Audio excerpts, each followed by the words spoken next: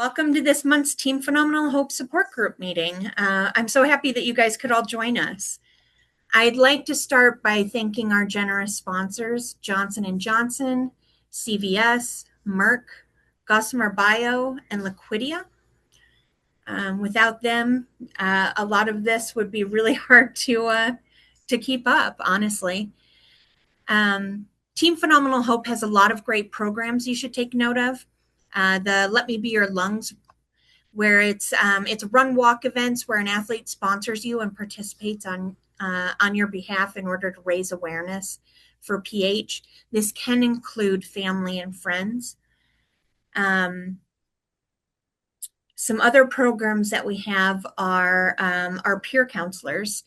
If there are times that you feel alone or you feel like nobody understands what you're going through, they can't relate, or it can feel isolating. If you're not feeling heard, then maybe you need a peer-to-peer. Maybe this peer-to-peer program would be good for you. This program lets patients who we've been certified to be peer counselors. It allows us to talk to other patients. And sometimes talking to someone who has been where you have and has shared in some of your similar experiences, it can make a huge difference. On the website, you can read full bios of the different counselors and pick one that may align more to your personal story. And if that person doesn't work for you, that's fine. You just go ahead and ask to switch to a different counselor. This is for your benefit. So whether you talk casually or talk on a schedule, it's all up to you. Let us be here for you. I would recommend that everybody go to the teamphenomenalhope.org website. That way you can, check out all of the programs that we have, any of the resources that we have. We also have the Megan Michelle Hicks Fund that helps. It's a $500 scholarship that helps for non-medical funding. Like if you're having trouble coming up with gas to get to your appointments, food, light bills, car issues, car maintenance. This is all stuff that tends to get pushed to the wayside when we're trying to figure out how to pay for our medications and our medical requirements. Let's see here. We have quite a bit of announcements this year. Please look out for our 2025 end of the year survey. We would like to catch feedback on our support group meetings and our educational webinar topics. We definitely want to hear your voice. If you haven't yet, this is a reminder to subscribe to our monthly newsletter to stay on top of all the happenings here at Team PH. And we have a lot going on this year.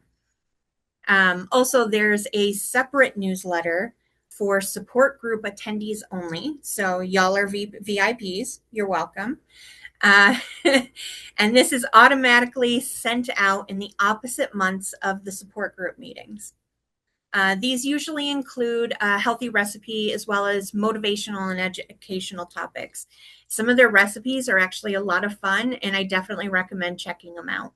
And they usually, they adhere to our weird diet restrictions, because I'm sure a lot of you are on low sodium, heart healthy diets. So I definitely recommend checking them out and signing up for this newsletter. I will make sure that the link for the monthly newsletter is included in the chat, so you can go ahead and click on that. And finally, Phenomenal Connections, which I've already talked to you about. We are seeking mentees and additional mentors for 2026. If you need support, encouragement, or just guidance, a peer mentor could assist you. And if you're interested in becoming a peer supporter to assist others in their PH journey, please visit the website and meet and connect with a peer supporter or sign up to become a peer supporter. We definitely, the more voices that we have to talk to other patients and vice versa, the more we're helping our community. So, please, if you think you have something to offer, which I'm sure all of you do, please, check out the peer-to-peer program and see if maybe there's a way you can give back and join us as a counselor. We'll also make sure that that link is put in the chat as well. Let's see. The next support group meeting is March 11th. Is it March 11th?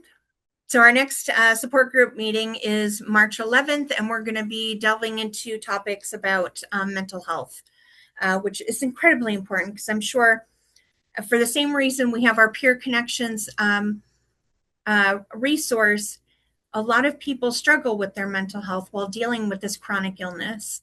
It can feel isolating. It can feel depressing because we're, for a while we're trying to get stable, things look grim. And so sometimes you just need someone to talk to.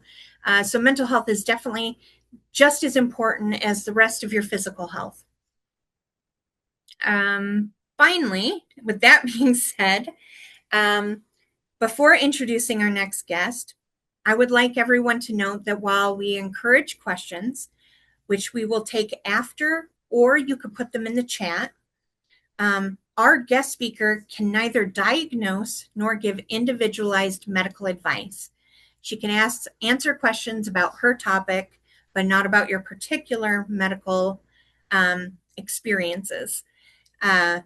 So please feel free to ask questions. We definitely encourage questions. Just keep that in mind.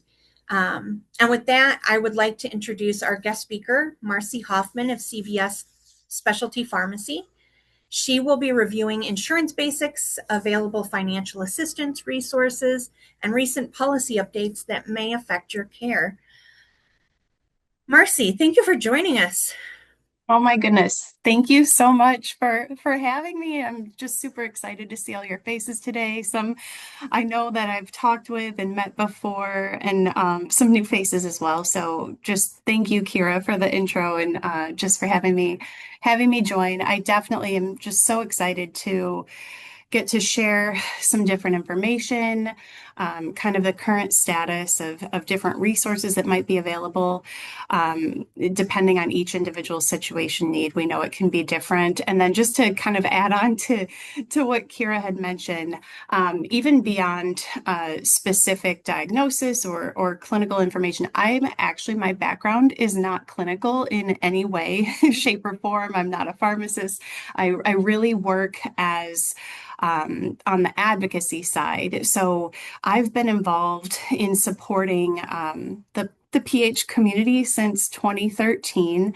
I was able to get involved, volunteer, work with all different areas of different events and get involved in those ways on the nonprofit side. And then I did join CVS Specialty Pharmacy in 2017. My current role, since then has evolved a bit. So my current role is patient advocacy and social needs initiatives. So while my heart always is with the PH community the most, if I had to pick a favorite, of course, but I do work with multiple kind of conditions and diagnoses, focusing on education, awareness. We've got some different health equity initiatives, and then just collaboration with community-based organizations. So I just feel really honored to get to meet and have this time with you all today, and talk a little bit more about some of the resources that are available. So let me go ahead. I'm going to share my screen, and I've got some slides to guide the conversation, and we'll be able to share some resources after the fact. But definitely, if you guys have questions to discuss at the end or want to drop them in the chat, I know we will address everything, once we run through some of those resources available. I will definitely get into, all of the different resources that I am aware of. I've been tracking some of these available resources, especially around copay assistance, for over 10 years. We know the landscape is ever changing and there's constantly evolving. But what I wanted to share is just a brief agenda. We'll talk through kind of some resources that could help you if you are looking at your benefits or changing or looking for counseling as far as that goes. The influence that you all have on your medical record, your history, things like that can make an impact when you're dealing with different insurance needs.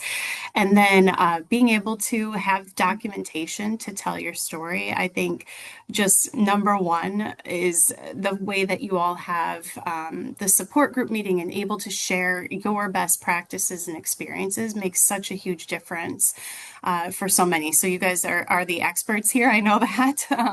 And then when you are faced with some of those roadblocks or denials, what are you able to do when you're kind of faced with those and jumping through those hoops? So uh, number one, I always try to, and I'll probably sound like a broken record when I'm saying this throughout the presentation, but I always try to say, kind of expect the unexpected. We know that it is, like I said, an ever-changing landscape, but it can be challenging. It can cause a lot of additional stress, but really being able to lean on those around you that can help you navigate through and be ready to try the next thing whenever you're faced with any of those challenges. So kind of taking it from the start of being your own advocate, right? We know that you have so much on your plate from the start, but really it does come down to a lot of times being able to start with your insurance plan. When you're choosing your coverage, make sure that you have the plan that's right for you, best for your needs, depending on, of course, your pH medications and therapies that you're on, but even beyond, if you have any other diagnoses or that you're kind of handling at the same time, really understanding what options are available to get to that right plan for you. And it is complex. I know I've talked to so many people that have shared even kind of leading up to that, if it's open enrollment or being able to make changes, it's really hard to know specific dollar amounts and whatnot. So it is a source that I've heard from many. It can be really frustrating, but just being able to use all of the resources that are available to help you make those informed decisions. And we know even if you have a plan, let's say that you're not making any changes, sometimes there may be some changes to the formulary of what is covered or what medications are covered, right? So that's why I try to always say, just expect the unexpected, because that way, when you're faced with it, it might lower that stress level a little bit, like, okay, here we are, right? And being able to work through those next steps. So then also just be sure to know and have your finger on the pulse of any financial assistance resources that are available.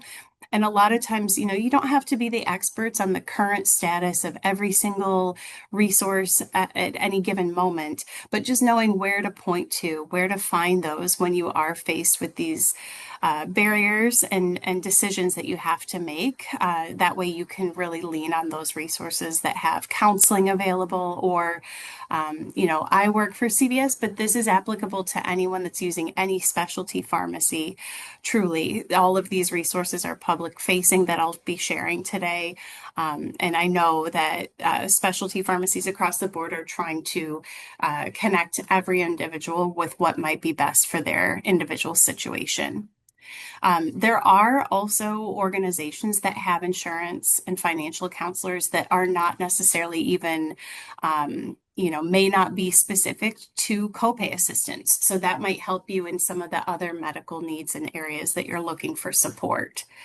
And then when we get into the foundations, specifically, if you do have grants or if you down the road might need to apply for a grant, we'll go further into discussion on all of those details a bit later in the presentation, just because we know that it is constantly changing. So just kind of being able to expect again that we will dig into those too.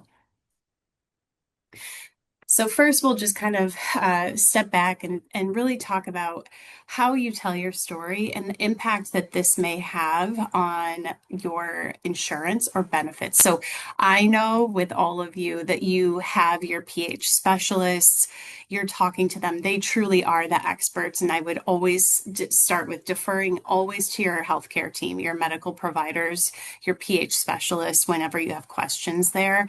But if you think about it too, whenever you're having other conversations, or if you're going to a general practitioner or someone else that may not fully understand the nuances of pH, it really is important in how you express your experiences and your story.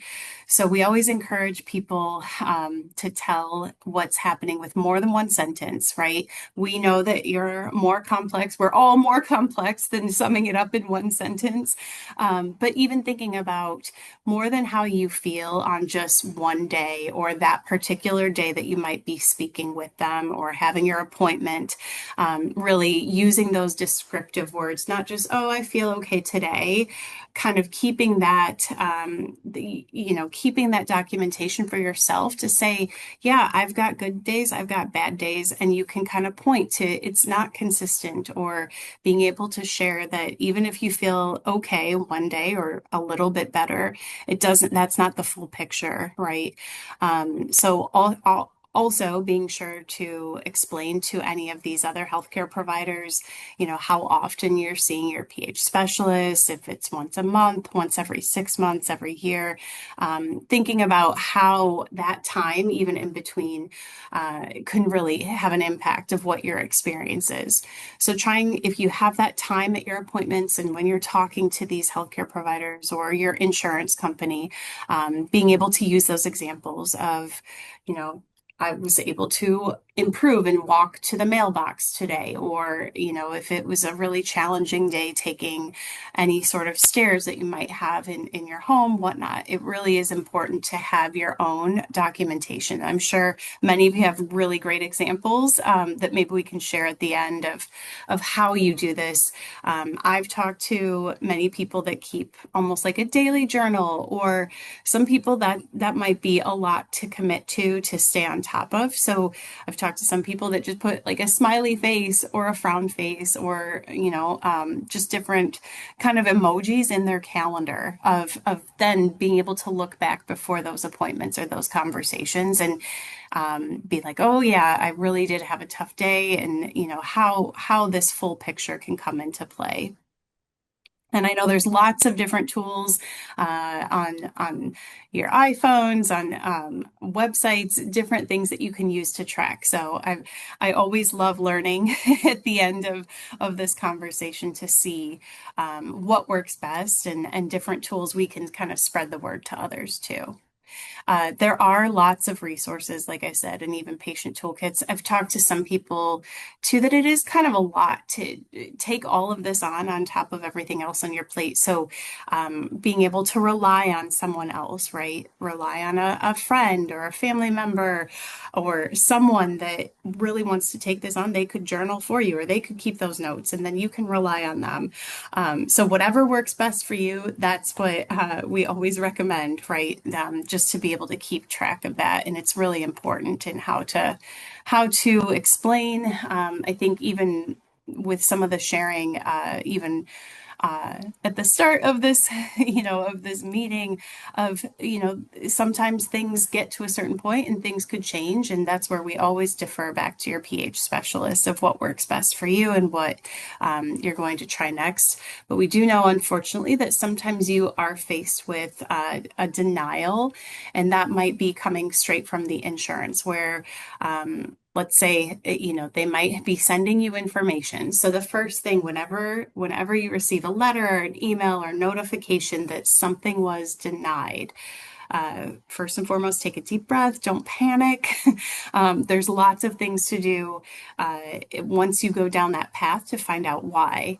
What I try to recommend for people too is oftentimes when you're receiving this alert from your benefits company or your insurance, it might be best to talk to your pH specialist or your healthcare provider first, and also your specialty pharmacy, because most likely your healthcare provider and or your pharmacy have received this information already, and they may already be working on this for you. So kind of keep that in mind, because it might take a little bit of that stress if they're already on top of it, and you may not need to take action of having these conversations to get to the right person at your insurance company about that denial.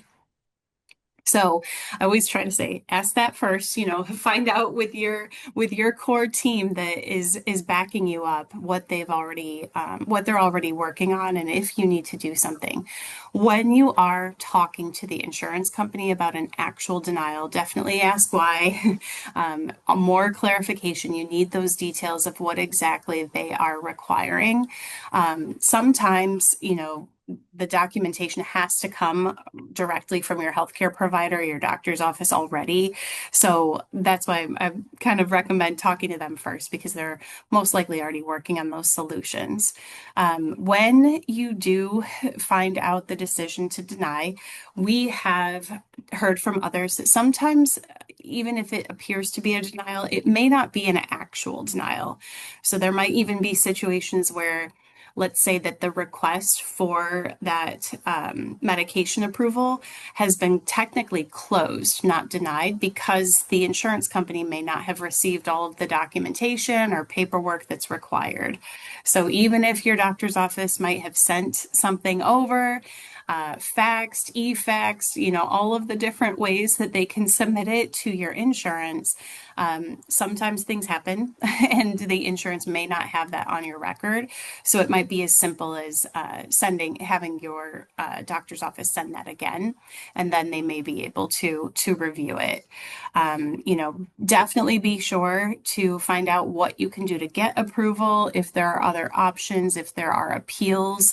There's a variety of scenarios that might happen here. So I think, again, back to me being a broken record, is just not panicking and knowing that there are other options you can work through with your healthcare team and your pharmacy to see what's available, and then working with your insurance company to move that forward, right?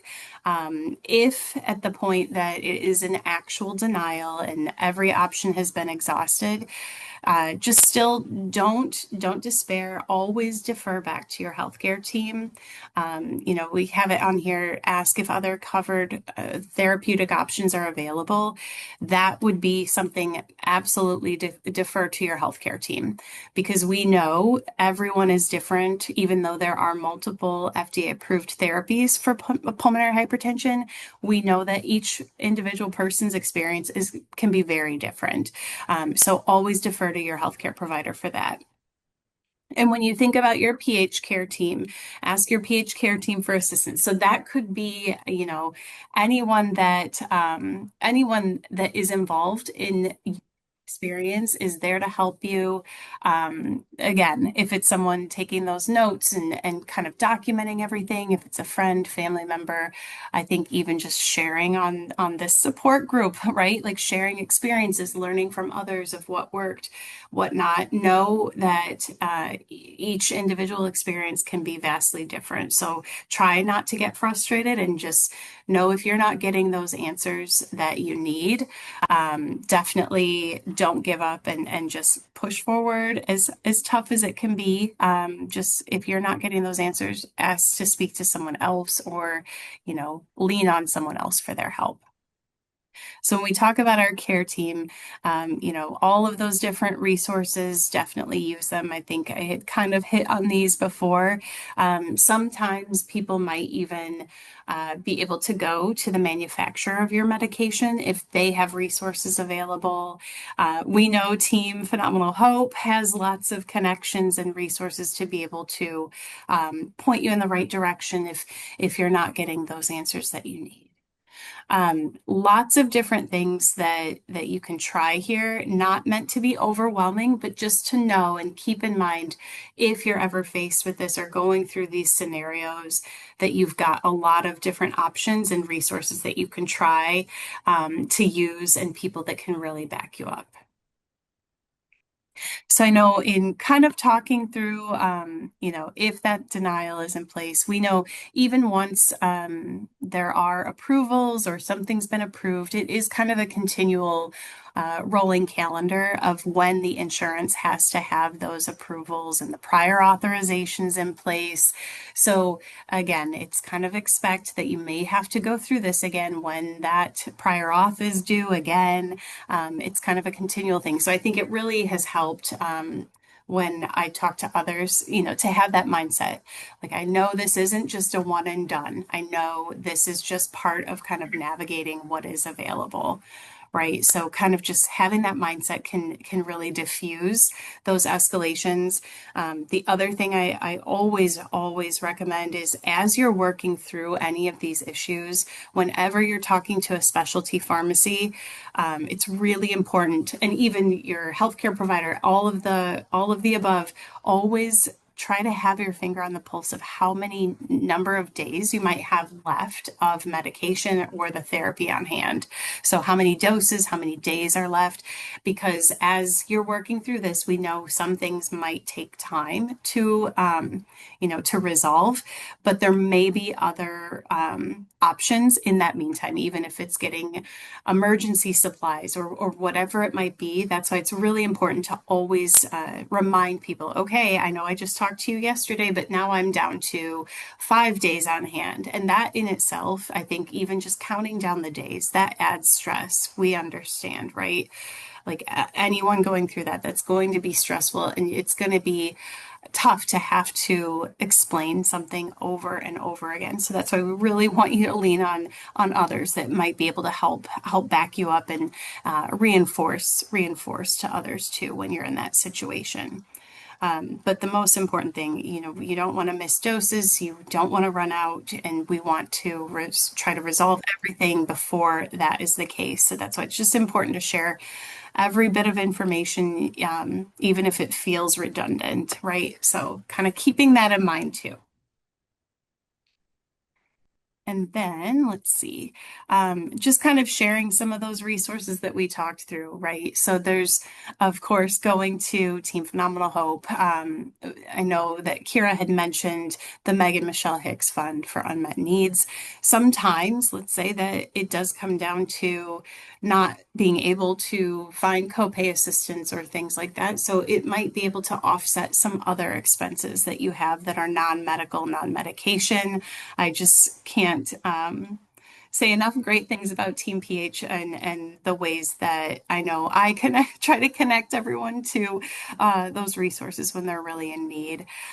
You can kind of see some other resources here too, of looking at those Medicare, and we'll get into some of those changes in Medicare over last year and this year that are options as well. But just finding the best plan for you, looking for those kind of counseling and insurance resources. So if you think about even the foundations that are available for copay assistance, the Patient Advocate Foundation, the PAN Foundation, they have counselors available around insurance too. So it's separate from actually applying for copay assistance, but it might be needing that information about how to find the right plan for you. So lots of different avenues to go down. And I know this can be almost like another full-time job on your plate just to navigate through this. So really looking at your individual needs and going down that path, starting with those that are closest to understanding your actual experience, your situation, and anything that is most urgent to try to help you with that too. So even though there's multiple foundations, I would always say talk to your doctor's office, talk to your specialty pharmacy to try to see the most up-to-date information. There are some other resources. I'm going to share my screen when we can get online, and anyone that is able to access the internet, I think sometimes that is much easier. We know typically over the last few years, always at the start of the calendar year in January, many of these foundations have a very high call volume. So I've talked to a lot of people that are sitting on hold for a very long time to just try to get to that person to find out what's available. So if you are able to access online or ask someone else that might be able to do so, that is most likely the quickest way to find out if something is open or closed.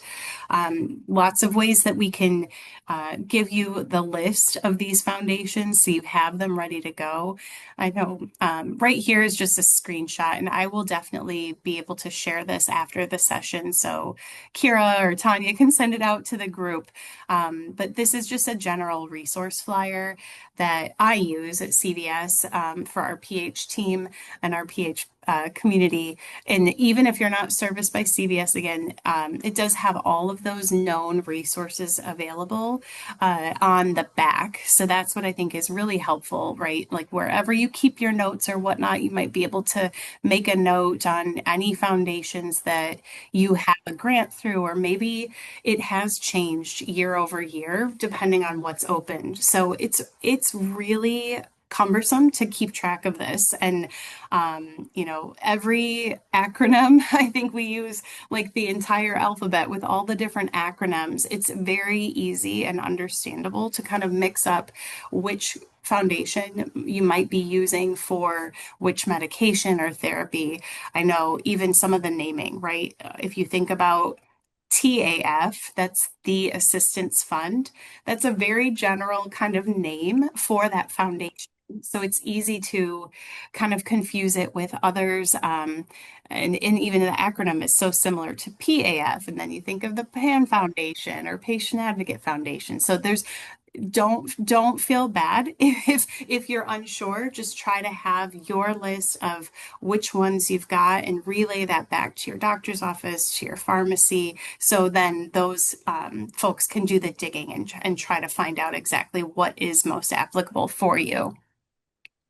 I would also say too, I'm going to run through the current status. I was just checking them this morning. So as of today, and this can change at any given moment. So a lot of times these foundations, if you are in a position that you're utilizing a foundation for your out-of-pocket assistance, they may open and close for new applications at any given time.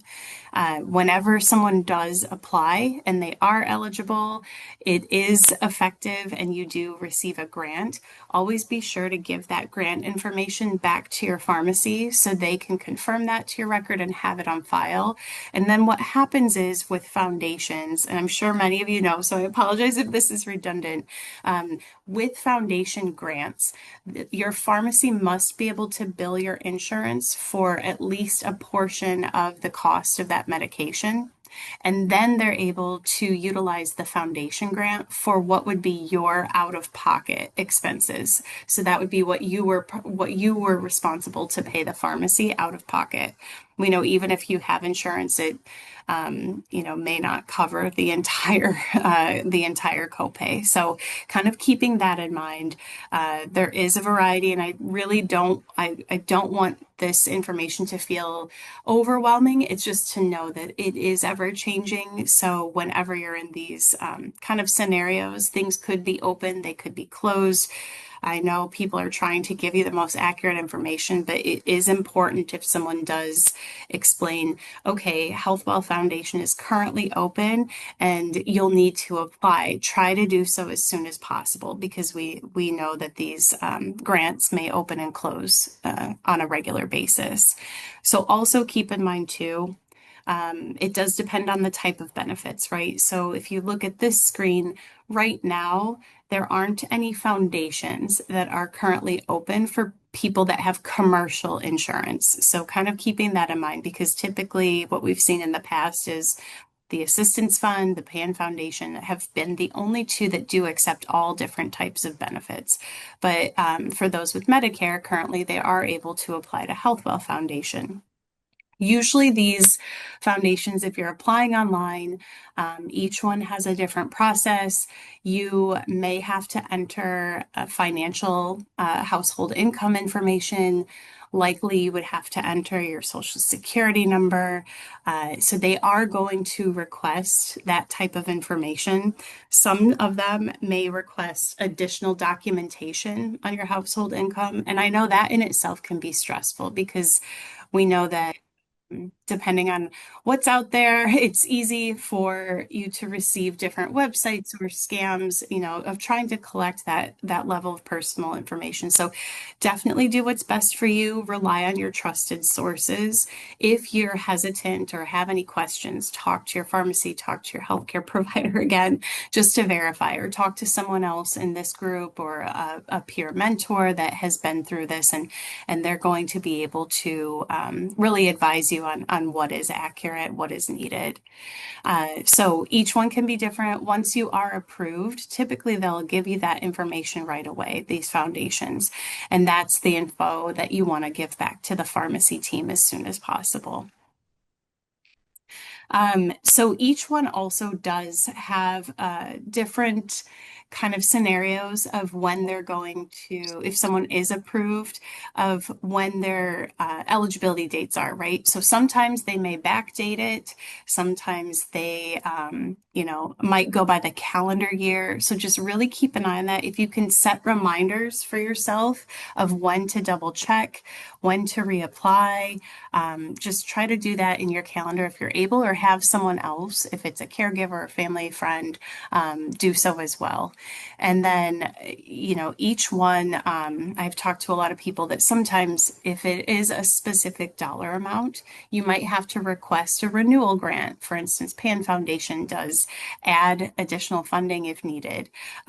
You might have to have multiple grants throughout the year. So you never would really need one at one given time, but you might have to do this. It's not just a one time per year.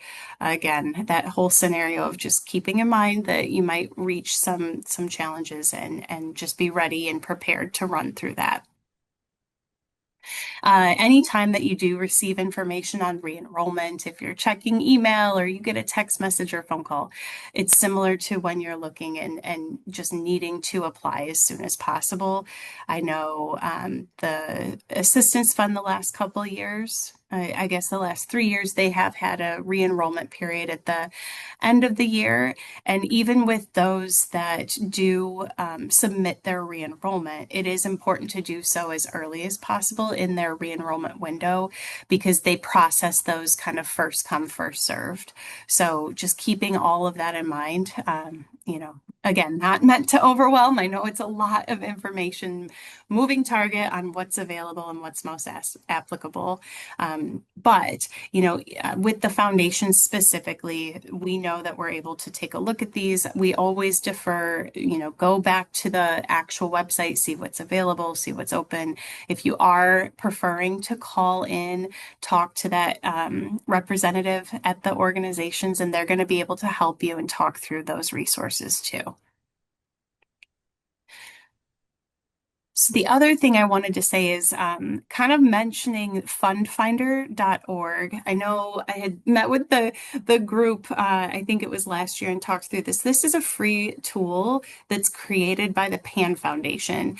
And what I'm going to do a live demo if we've got enough time, of just showing where I can log in. But this is one that I would say is I use most often as a go-to for the ability to track all copay assistance resources across multiple foundations. So even though PAN is the one that created this, they're tracking multiple foundations. You can sign up for free, get an online account. You could sign up to get text messages, and these are just some samples, some examples here on the screen. That it's just very simple.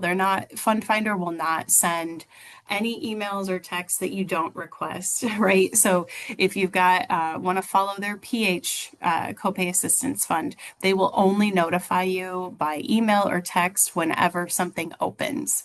So they're not going to send messages when things close, but just kind of keeping that in mind, it makes it a little bit easier. And I've even talked to people that were super excited to have this because they have a family member or friend that might have a different diagnosis or condition that they're dealing with.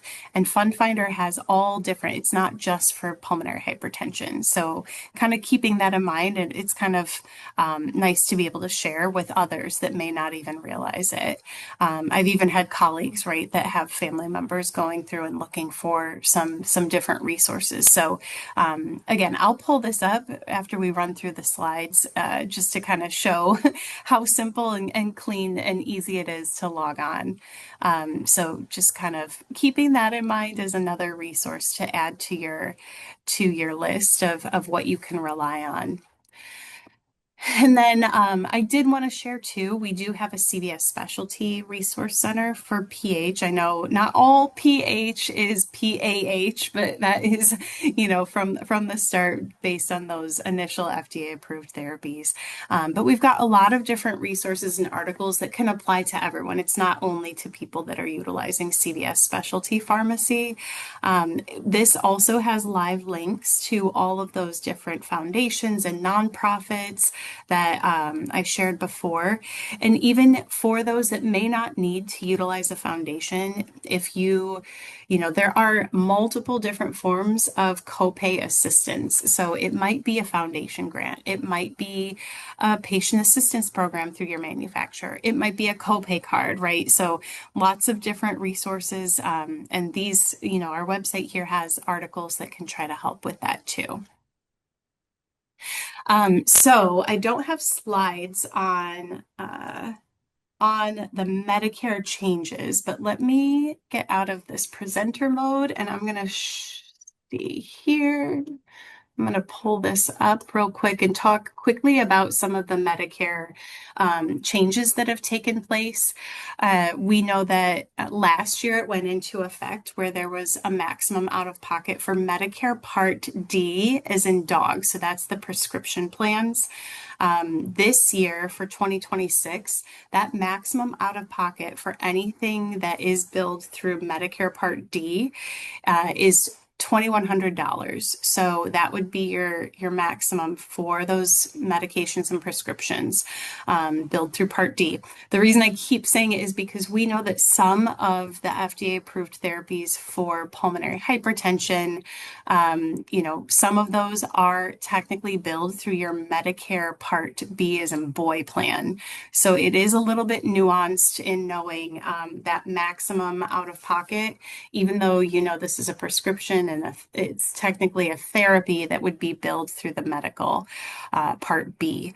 So that would not apply to that maximum out of pocket. Again, a lot of if-then scenarios that not everyone has to be the expert on, but just to know that there's a lot of nuances to that too. It's not just a straight maximum out of pocket. So that being said, Medicare does have that implemented, which I think is very helpful for many people. The thing that I've had the most questions on about Medicare changes that were implemented last year and in effect this year is this Medicare prescription payment plan. So you might hear about it being called the MPPP or M3P. There's a lot of different abbreviations for that.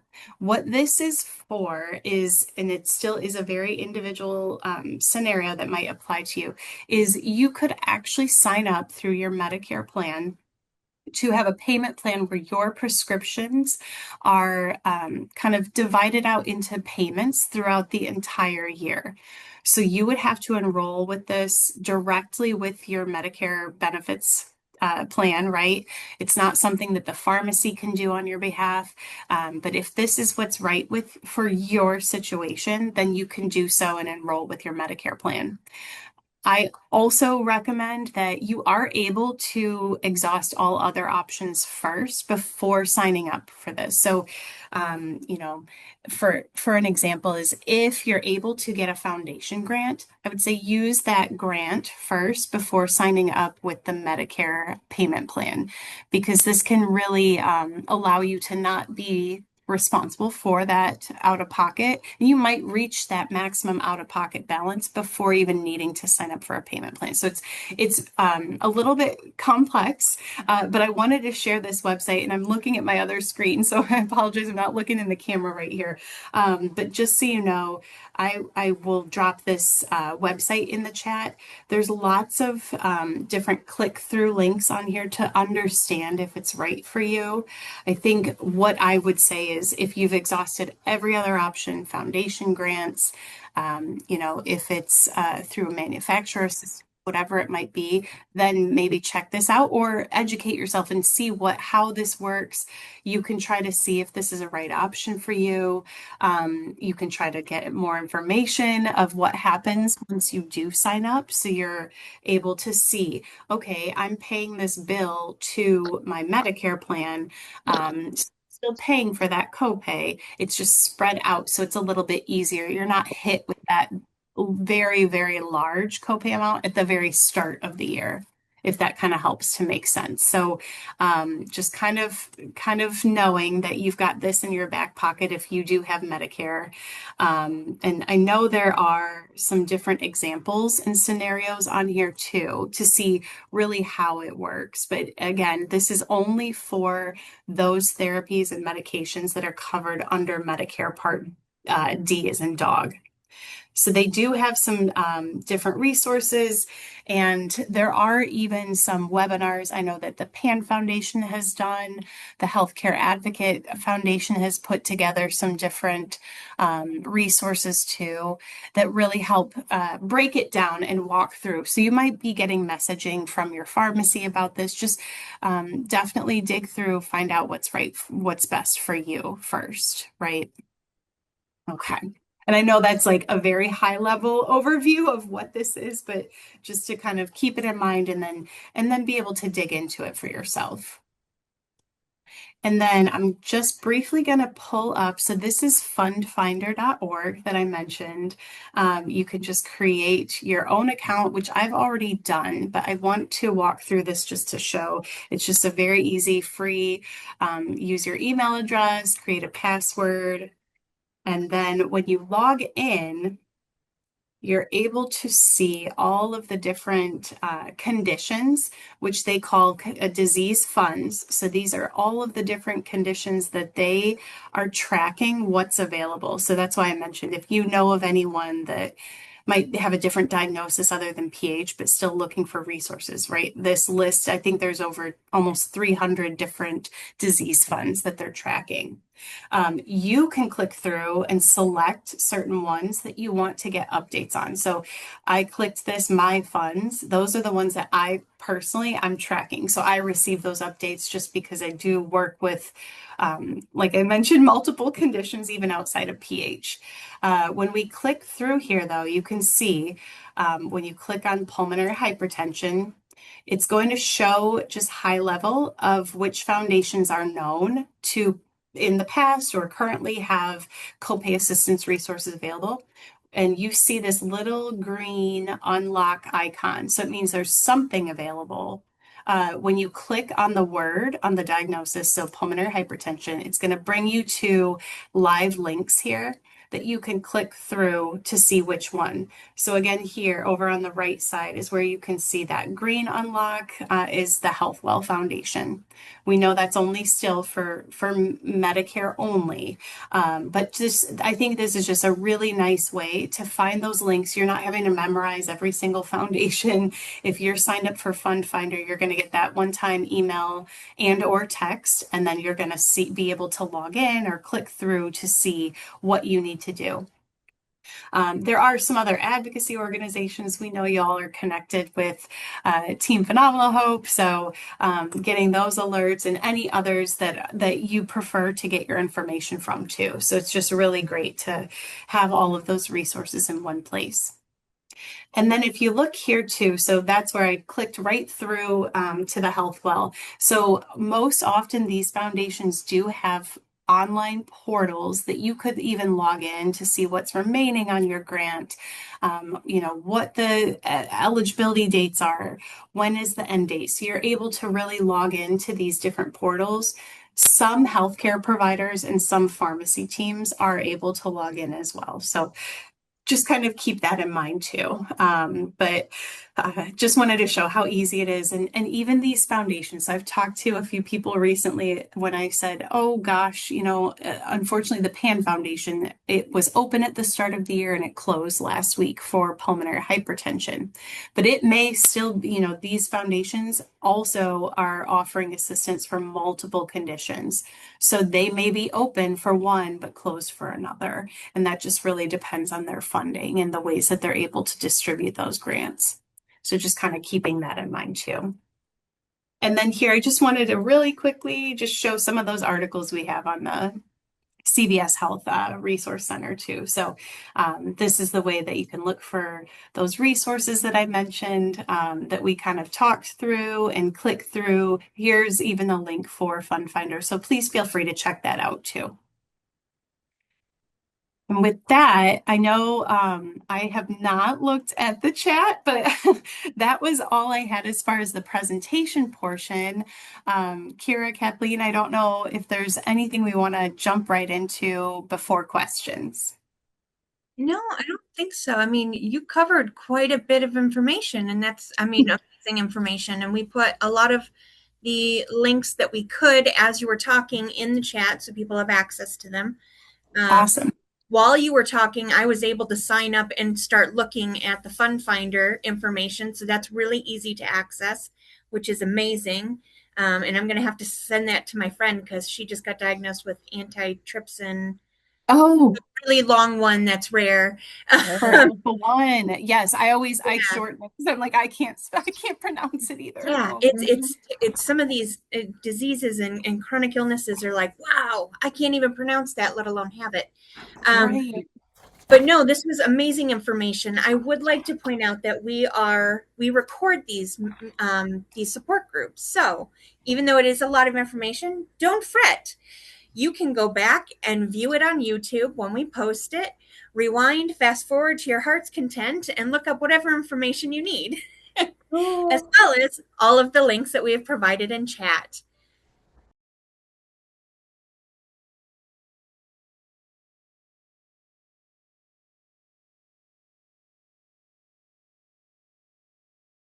That's, I think, a great point to call out because it is when you see those, even when they're open, or even looking at that HealthWell one that's currently open for PH, right? It says the maximum, I think it was $6,500. And when you think about the actual copay that you're being quoted, it's almost your head all automatically starts doing the math. How long is this going to even be effective for me, or this option?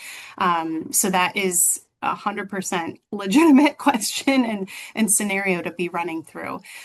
What I've seen is a lot of times, and even last year, right? Like these foundations are keeping their all of their data of what's utilized, what might go unneeded. So they change those dollar amount maximums depending on those trends that they're seeing. I think a lot of times too, with the Medicare changes that came out last year, I saw many of the maximum dollar amounts being reduced, but that would impact anyone that's on that doesn't have Medicare, that still needs that copay assistance. So that's why then PAN Foundation specifically, I saw last year, altered their dollar amounts and then they expanded it even throughout the year. So it really is not that I'm trying to dodge a question, but it really is each an individual situation because some insurance may cover a greater percentage than others for some of these drugs and therapies. So it really depends on what is actually being billed to the grant. I do I do encourage people to always verify if you can get that when you're placing a refill or you're scheduling your shipment, get that representative at your pharmacy to quote you that copay amount so you can see of what will be billed to your grant if you have one, or kind of measuring that out. But no, it is they're definitely being utilized and have been for a long time. And that has become, I feel like, more of the trend, right? Like even when you see that whole list of all the different conditions, it's very common. A lot of times, also, some of these manufacturer programs that are fantastic. Sometimes their applications ask if there's a foundation open. Did you apply for this? Were you eligible? Or, sometimes they may ask that you do apply for anything that's available first before signing up for the manufacturer program. So it's almost like a choose, it's not choosing, but it's on like a choose your own adventure book. Like, okay, if this, all right, now I'm going to take this path, right, to the next one. So it's not an adventure. I think any of us, and I'm like hand in hand, jump through those hoops with you guys and anyone that I'm working with. But it is challenging, but they are definitely commonly utilized, if that helps to answer. I know with the assistance fund specifically, they don't have a dollar amount limit on their grants, but I found out recently, and I don't know when this was put into effect last year or possibly before then, depending on plans, if the insurance doesn't cover a certain percentage of that medication, the assistance fund is unable to be billed. So there's a lot of caveats on the back end. But I just think with these resources, they're out there, they're available for a reason. So I think knowing if it's something that can help to offset and some of the expenses that y'all are facing, I think it's worth utilizing.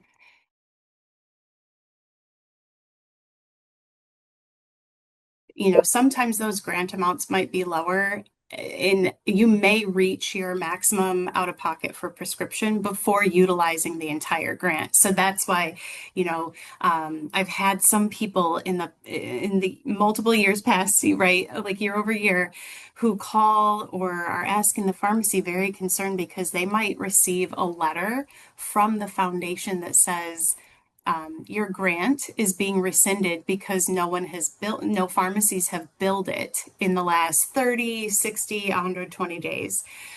So when in that language, right, it seems like, no, I signed up, I was approved, my grant's being rescinded. Usually when that happens, it's because the pharmacy is processing everything through the insurance and it's a $0 copay. So there would be nothing billed to the grant for your out of pocket. So at that time, and I mostly have seen the foundations do that at not being billed at 120 days. So you would receive notification, and that's just because you've oftentimes, so what I would say is check with your specialty pharmacy. Oftentimes it's because you did, and your insurance company, if you met that out of pocket and it's a $0 copay without billing the grant. So that's been a scenario where then they take those unused funds and they would reallocate them back so they could be utilized by someone else. So that's kind of another scenario in there too.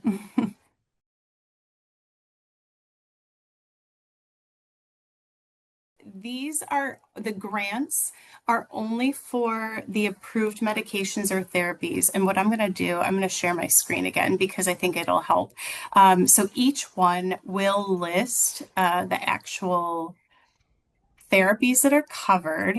So if you look at Healthwell Foundation here, right, you're going to be able to see all of the details about the grant, but each one will also show which treatments are covered. So when we're looking down, you know that there's more on here from Healthwell Foundation that they're going to help with outside of what's strictly FDA approved for pulmonary hypertension. So some of these are blood thinners, right? But they do have all of the different FDA approved therapies. If it's a pulmonary hypertension fund, it should be able to be utilized for any of those. I think we're up to 14 right now off the top of my head. I know there have been a lot of recent changes, but they're going to include all of those treatments. I mean, even Healthwell does have oxygen listed here, and there's an asterisk here. I've not talked to anyone that's used their grant for oxygen, and I don't know what the asterisk means. But yeah, each one does show what would be covered. Here, I'm going to pull up assistance fund too, because I know they've got them listed. Some only have FDA approved therapies, and then others might expand beyond. So, keeping that in mind, though, if you're utilizing your grant, if you're not sure if that dollar amount is going to be stretched for your pH therapies, keep that in mind if you're going to use the grant for other medications. If you're on warfarin or whatever else, that would possibly be covered. So the assistance fund, we know they're closed right now, but they also list their covered drugs and treatments. So you can see this is much shorter. It does, the assistance fund shows all FDA approved therapies, both brand and generic for pH. So each one can be very different. Um, if you do also, if you're on multiple therapies, right, like up to 3 different pH specific therapies, you can use the same, your pharmacy can bill the same grant for those therapies. And I've talked to some people that depending on your benefits, you might be serviced by multiple pharmacies.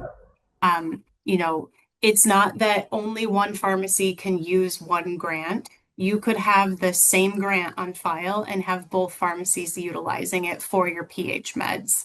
So that adds another layer of when it's being billed and when it might be, reducing that remaining balance of what's available. But just kind of keeping that communication going on every moving part as best as you can. Um, that also does bring up a good point about if you have a grant and you've paid out of pocket, or let's say there weren't any open when you start a new therapy and the only option is for you to agree and pay that copay. If you do get a grant later, or you're able to have that backdated, the eligibility date backdated, you could submit for reimbursement. I don't know where it's at on here. Let me go back to Healthwell Foundation, but you could oftentimes submit with proof of your payment to the pharmacy for the medication that would be covered under the grant that you have in the time, that date that it was shipped. If it's in your grant eligibility period, you could submit for reimbursement if you paid out of pocket to the pharmacy too. So, yeah, there's a lot of different caveats, right? But some of them have more information publicly. So, even kind of jumping back to Alicia's question, the grant utilization. So Healthwell even puts, they do forecasting and they say forecasted average grant utilization for their pH fund is $3,100. So it's still less than what they said. They're constantly looking at it.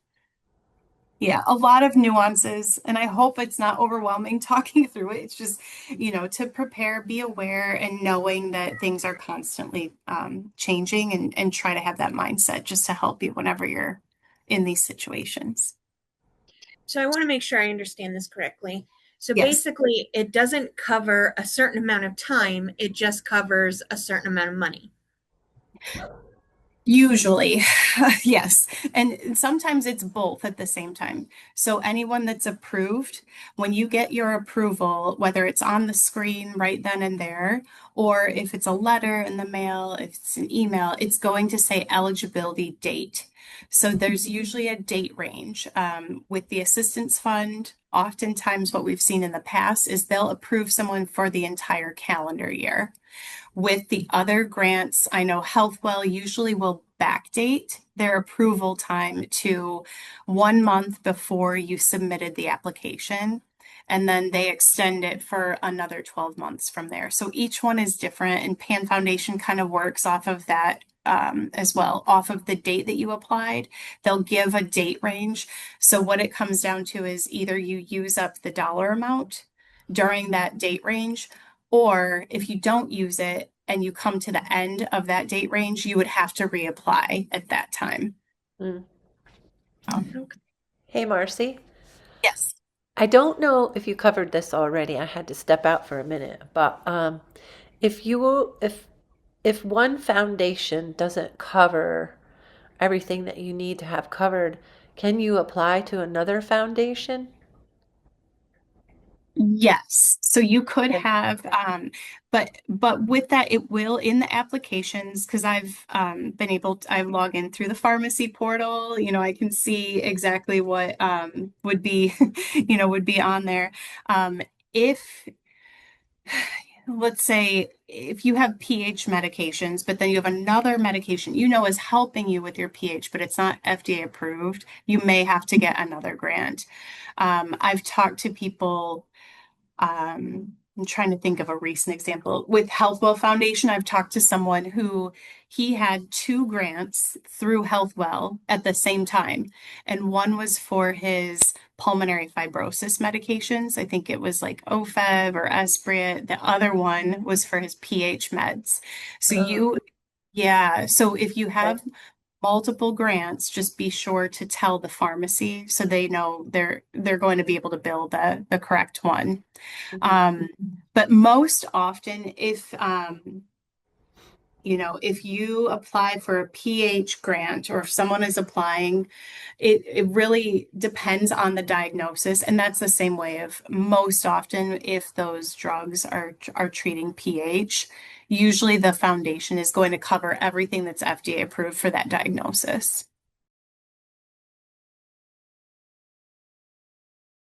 When you have one that's active, I would recommend not stacking them because we're not able to utilize them at the pharmacy level.